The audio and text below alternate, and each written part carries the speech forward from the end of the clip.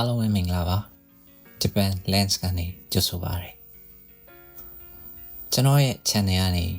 ဒီကနေ့ကစပြီးတော့ Japan တက္ကသိုလ်ဝင်ခွင့်ဖို့အတွက်အရေးကြီးဆုံးဖြစ်တဲ့ EJU Japan and the World Series ကိုအခန်းဆက်တင်ဆက်ပေးတော့မှာဖြစ်ပါတယ်မိကုန်းကတော့မြန်မာကျောင်းသားအများစုဟာ Japan စာ N2 N1 အောင်မြင်ထားပေမဲ့လည်း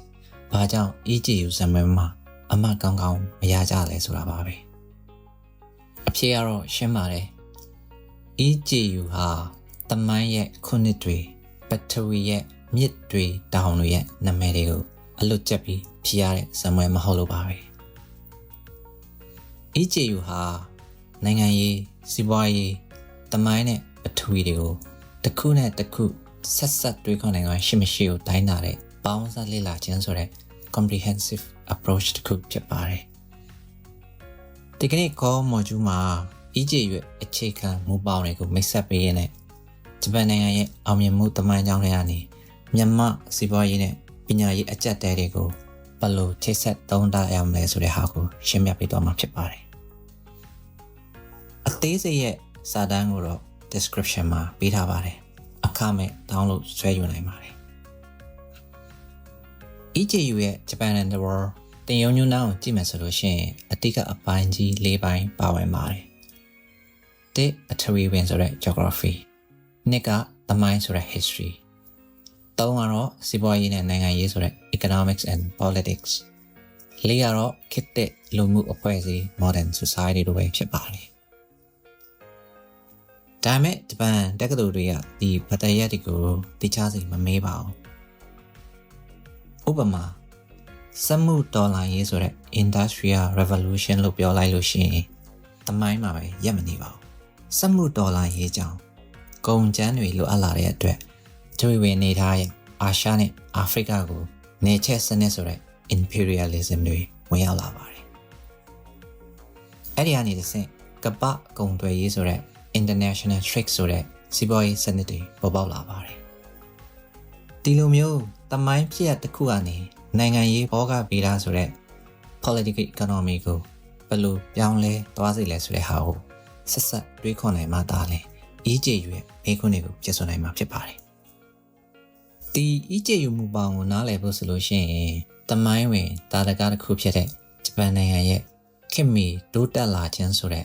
Japan's modernization ကိုလေ့လာကြည့်အောင်19ရာစုမှာအနောက်နိုင်ငံတွေကအာရှကိုကိုလိုနီနယ်ချက်ဝင်ရောက်လာချိန်မှာတော့ဂျပန်နိုင်ငံဟာတကားပိတ်ဝါဒကိုစွန့်လွတ်ပြီးတော့မေဂျီအရေးတော်ပုံဆိုတဲ့ Meiji Restoration ကိုဆင်နွှဲခဲ့ပါတယ်ဂျပန်နေဟာအနောက်တိုင်းကနည်းပညာဖွဲ့စည်းပုံအခြေခံဥပဒေနဲ့အရင်းရှင်စီးပွားရေးစနစ်ကိုအတူယူခဲ့ပေမဲ့လည်းသူတို့ရဲ့ကိုယ်ပိုင်ယဉ်ကျေးမှုအမတ်တညာလို့ပြောတဲ့ identity ကိုတော့မစွန့်လွတ်ခဲ့ပါဘူးနိုင်ငံတော်ကဦးဆောင်ပြီးတော့စက်မှုလုပ်ငန်းတွေကိုတည်ထောင်ပေးခဲ့လို့ developmental state ဆိုတာဖြစ်လာပါတယ်ဂျပန်ဟာအာရှမှာကိုလိုနီမပြုတ်ခံရတဲ့နိုင်ငံအနည်းစုတဲကသာမကပဲနဲ့ကမ္ဘာထိပ်တန်းစီးပွားရေးအင်အားကြီးနိုင်ငံတစ်ခုဖြစ်ပါရပ်တည်လာနိုင်ခဲ့တာဖြစ်ပါတယ်ဒါဟာကမ္ဘာပထဝီနိုင်ငံရေးကိုနားလည်ပြီဆိုလို့ရှိရင်နိုင်ငံရဲ့စနစ်ကိုဖြူဟာကြာအသွင်ပြောင်းနိုင်ခဲ့တဲ့တက်တီတစ်ခုပါပဲအခုအဲ့ဒီ EJU ဆိုတဲ့မန်ပြောင်းတစ်ခုကနေကျွန်တော်တို့မြန်မာနိုင်ငံကိုပြန်ကြည့်ကြအောင်မြန်မာအခြေခံပညာရေးစနစ်ဆိုတဲ့ basic education ဟာဆယ်စုနှစ်ပေါင်းများစွာအလွတ်ကျက်မှတ်ခြင်းဆိုတဲ့ rote memorization ကိုပဲအားပေးခဲ့ပါတယ်တမိုင်းကိုသင်ရင်ခုနှစ်တက်ဂရိတ်တွေကိုကြက်ခိုင်းပြီးတော့ပထဝီဝင်ကိုသင်ရင်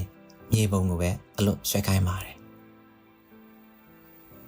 ဒီတော့ဒီစနစ်ရဲ့အဆိုးဆုံးရလဒ်ကပါတယ်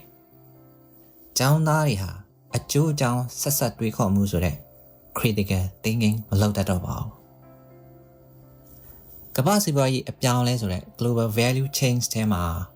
မြန်မာနိုင်ငံဘာကြောင့်နောက်ကောက်ကျနေရတာလဲငွေကြေးဖောင်းပွားမှုနဲ့ဒေါ်လာဈေးတက်ခြင်းရဲ့နောက်ွယ်က